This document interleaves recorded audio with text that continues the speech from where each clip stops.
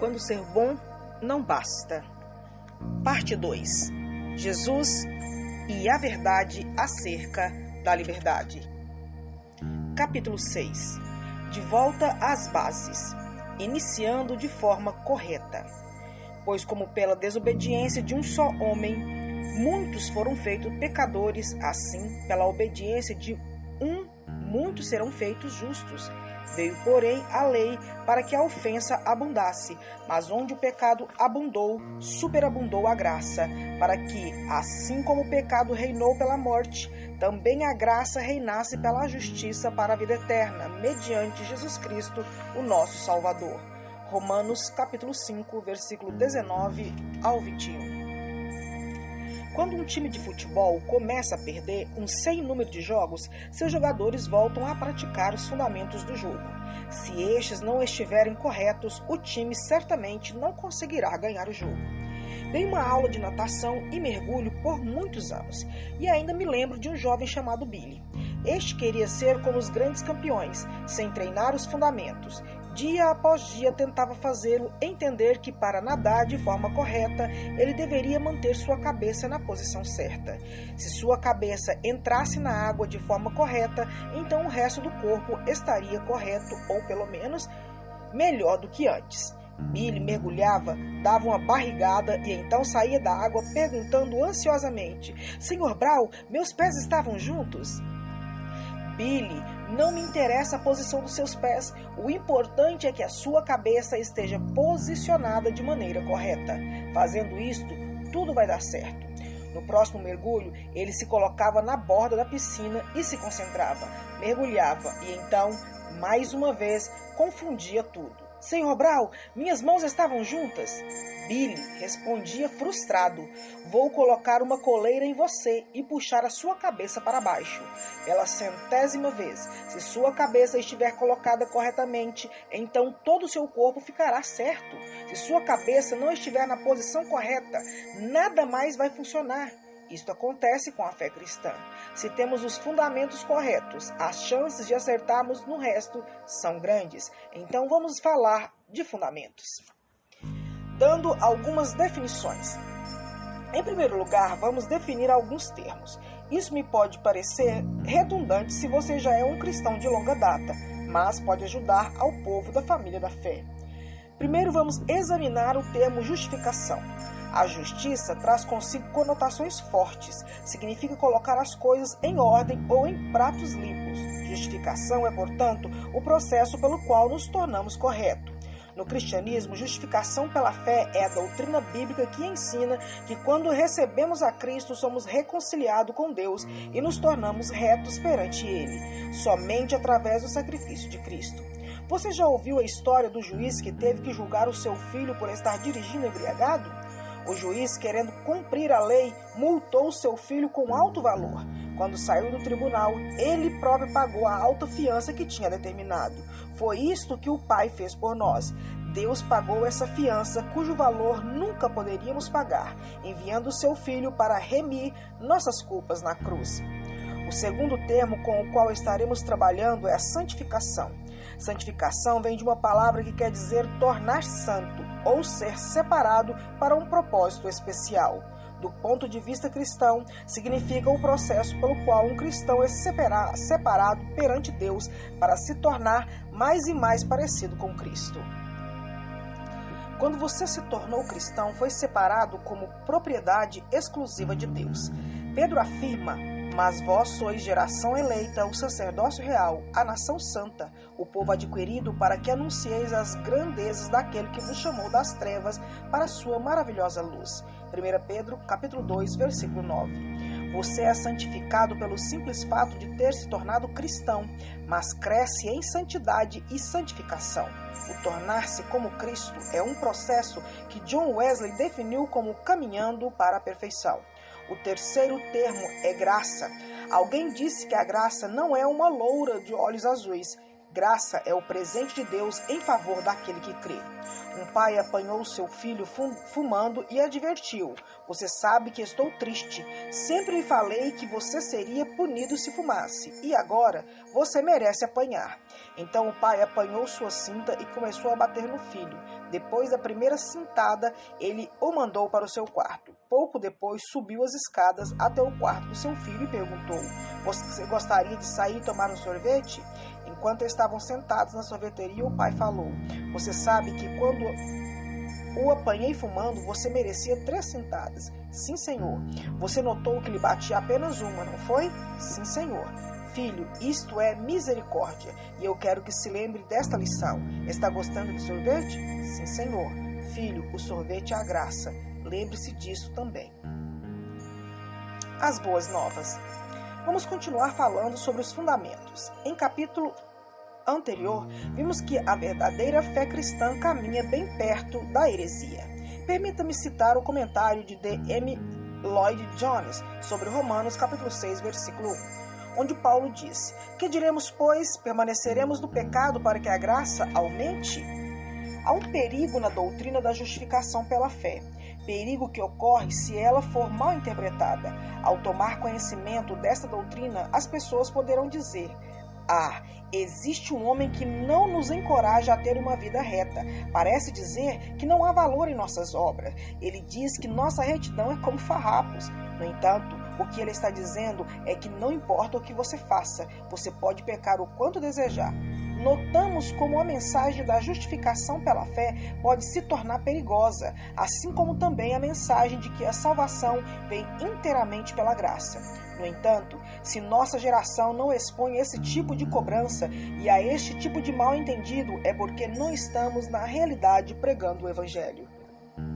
Nunca houve esse tipo de cobrança contra a Igreja de Roma, mas sim contra Martinho Lutero e sua pregação.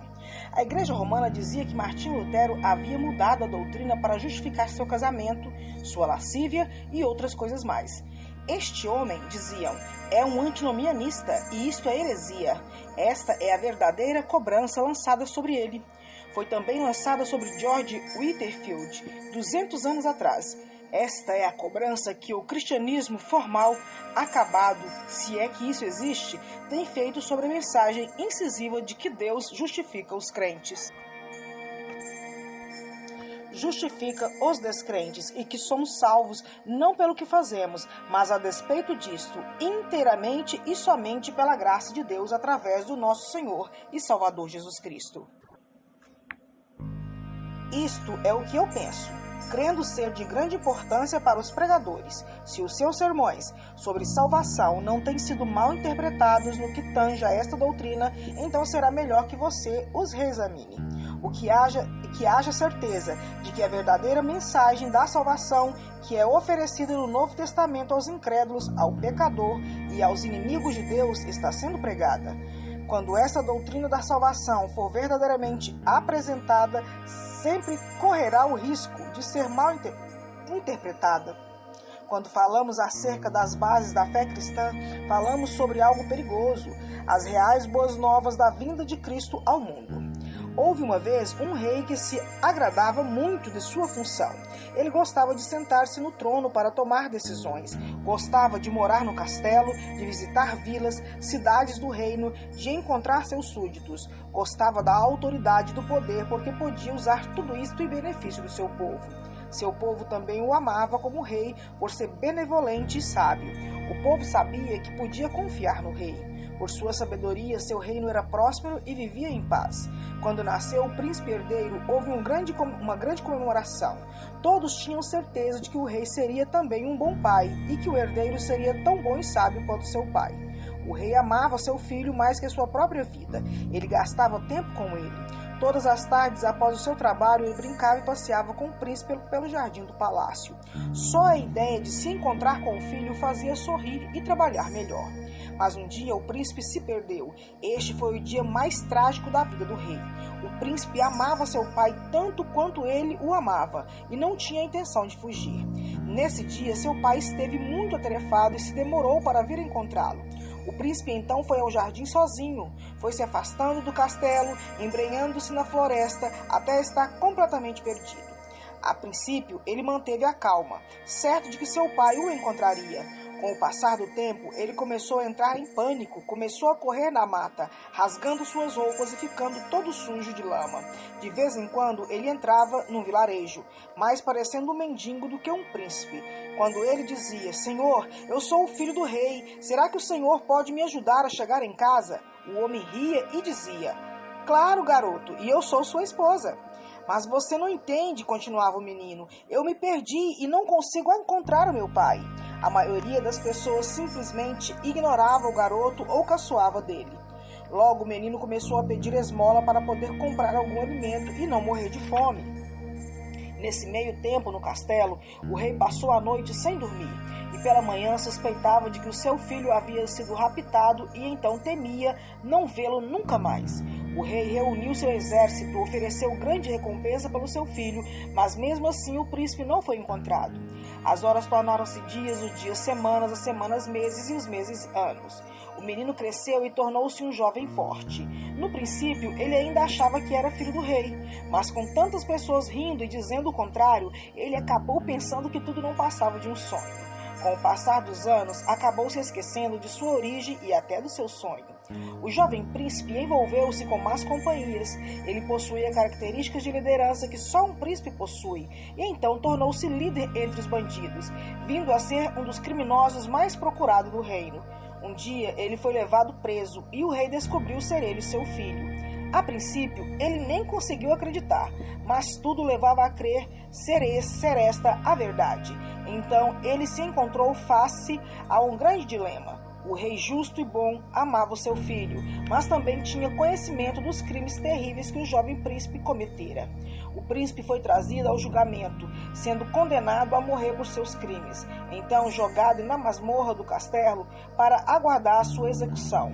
Na noite anterior ao dia em que deveria morrer, o rei foi à masmorra, abriu a porta da cela, olhou longamente para o rapaz e disse: "Você é meu filho, sabia?" Alguém me contou: "Durante todos estes anos você não teve curiosidade em saber sobre seus pais?" "Algumas vezes, mas como eu vivia bem, isso não era tão importante." "Meu filho, nunca deixei de me preocupar com você. Onde estava ou o que tinha lhe acontecido? Você nunca saiu do meu coração nem da minha mente." "Meu filho", o rei continuou com uma voz trêmula pela emoção e com lágrimas rolando em suas faces envelhecidas. "Eu o amei muito, mas você se perdeu. Fiz tudo o que estava ao meu alcance. Mandei meus soldados, ofereci grande recompensa, nunca deixei de procurá-lo. Agora chegamos a este ponto e amanhã você deve morrer.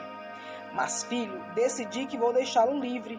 E com essas palavras, o velho rei levantou-se e saiu da cela de seu filho, embrenhando-se na fria noite.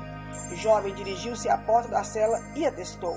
"Ei, veja", pensou consigo mesmo, aquele velho deixou a porta aberta. O príncipe pegou seu casaco e, atirando-se sobre os ombros com um sorriso cínico, falou em voz alta: "Aquele velho tolo, pensa que porque me libertou vou voltar ao castelo para ser seu lacaio. Ele está mais maluco e caduco do que pensei." Com essas palavras, o jovem desapareceu na noite fria. 2 semanas depois, o jovem príncipe descobriu o preço da sua liberdade. No dia marcado para sua execução, a lei foi cumprida. Seu próprio pai tomou o seu lugar e morreu para que ele pudesse ficar livre. Esta foi uma notícia sombria, e é bem provável que você queira fazer algumas perguntas sobre isso. O que o filho fez? Voltou ao castelo e se tornou rei? Aceitou sua herança? Ele deu a devida importância ao preço que o seu pai pagou por sua liberdade? Ou ele decidiu cumprir a lei? Não tenho certeza de nada, porque veja bem, você é o filho, eu sou o filho. As Escrituras dizem: porque Cristo, estando nós ainda fracos, morreu o seu tempo pelos ímpios. Dificilmente morrerá alguém por um justo, embora alguém possa se animar a morrer pelo bom. Mas Deus prova o seu amor para conosco, em que Cristo morreu por nós, sendo nós ainda pecadores. Romanos capítulo 5, versículo 6 a 8. Mais boas novas. Quando você se tornou cristão, se é que já o fez, notou que foi pago um alto preço por você. Cristo morreu na cruz por seus pecados e agora você é justo perante Deus. Nesse momento, seu relacionamento com Deus mudou. Você agora não é mais apenas sua criatura, agora é filho dele e faz parte da família dele. Portanto, agora nenhuma condenação há para os que estão em Cristo Jesus, que não andam segundo a carne, mas segundo o Espírito, porque a lei do Espírito de vida em Cristo Jesus livrou-me da lei do pecado e da morte, pois o que era impossível à lei, visto que estava enferma pela carne, Deus, enviando o seu Filho em semelhança da carne e pecado pelo pecado, condenou o pecado na carne, para que a justiça da lei se cumprisse em nós, que não andamos segundo a carne, mas segundo o Espírito. Romanos capítulo 8, versículo 1 ao versículo 4. Este é o fundamento de tudo. Outra coisa fundamental é que na hora em que Deus se torna seu Pai, Ele nunca mais vai deixar de sê-lo. Colocando essas palavras em linguagem teológica, percebemos que não só a sua justificação, o fato de ser salvo, vem pela graça, mas a sua santificação, o fato de se tornar mais parecido com Cristo, também vem pela graça. O problema é que a maioria dos cristãos pensa que é salvo pela graça, mas que o crescimento vem pelo esforço próprio. Muitos de nós acreditam que quando fomos salvos, Deus limpou o nosso pecado e nossa rebeldia. Isso é mentira e vem do profundo inferno. Preste atenção. Deus tirou os nossos pecados e lançou-os longe e não se lembra mais deles. Estes pecados tornaram-se irrelevantes por causa do sangue de Cristo. Estou certo que você já ouviu a história de um fazendeiro que tinha acabado de se casar numa igreja rural. Ele e a sua jovem esposa, ainda vestidos com trajes nupciais, iam para longe da igreja em uma charrete. Depois de andarem mais ou menos 2 quilômetros, o cavalo tropeçou. Colocando a charrete nos acostamentos, o fazendeiro desceu, fixou os olhos no cavalo e disse: "Esta foi a primeira vez." Pouco tempo depois, aconteceu que o cavalo tropeçou novamente. Estupefata, a jovem noiva observava enquanto o fazendeiro saía novamente da charrete, colocava-se na frente do cavalo e, fixando os olhos nele, o ameaçava. Esta foi pela segunda vez. Não caminharam nem meio quilômetro quando o cavalo tropeçou novamente. O fazendeiro pegou sua arma, desceu da charrete e atirou no cavalo. "Por que você fez isso?" gritou a jovem esposa. "Ele só tropeçou." O fazendeiro tomou o seu lugar na charrete, olhou para a esposa e disse: "Esta foi a sua primeira vez." Nós não podemos aceitar um comportamento deste, mas é exatamente assim que achamos que Deus nos trata, e isso tem sido a grande tragédia da igreja. A palavra evangelho significa boas novas. Não pode haver boas novas se elas se aplicam apenas à minha entrada na família de Deus e não com respeito à minha permanência nessa família. Se eu não pude ser bom o bastante para entrar no reino antes de ser cristão, o que me faz pensar que eu possa ser bom o bastante para permanecer no reino? Uma amiga cristã convertida há 1 ano disse-me pouco antes de abandonar sua fé: "Pastor, eu não aguento mais. Antes de me tornar cristã, tinha um problema de culpa e autoestima. Agora o problema se intensificou e tem ficado pior a cada dia. Não creio que esteja me afastando de Cristo. Preciso de tempo para raciocinar e decidir, mas creio que não posso mais conviver com cristãos, não pela minha felicidade, mas pela minha sobrevivência." O que houve com minha amiga? Algo muito errado. No meu coração, eu sentia o desejo de ajudá-la, mas por conhecê-la e amá-la, eu sabia que o que ela iria dizer era real, que ela apontava para uma realidade da família de Cristo que a tinha consumido. Não aconselhei a ter comunhão com outros cristãos, mas também não aconselhei o contrário. Eu a ouvi com atenção e disse que um dia ela estaria de volta e então seria compreendida por todos. Tenho orado muito para que essas palavras venham a se tornar verdadeira. Stephen Donaldson escreveu 2 trilogias muito agradáveis denominadas The Thomas Convent Chronicles, Crônicas de Tomé da Aliança, que conta a história de Tomé Aliança e seus esforços para curar a terra ferida, um reino de mistério e perigo onde se luta amargamente contra o pecado e a loucura personificadas pelo Senhor falha. O livro 2 da 2ª trilogia conta a respeito de uma amiga de Aliança, Tilia Avery, médica que foi de maneira involuntária atraída para a terra da Aliança. Tilia é muito sensível a essa terra e a Tomé Aliança que estava ferido. Então, estarrecida com a descoberta, ela percebeu que o ferimento era maior do que uma facada em seu peito. Era um golpe no âmago da terra. O buraco tornara-se um inferno profundo perante ela e sua borda, um declive encharcado, cujo sangue que espirrava sobre ela era a vida da terra. A terra sangrava para morrer. Antes que ela pudesse chorar, tinha sido varrida para longe por sobre a superfície assassinada.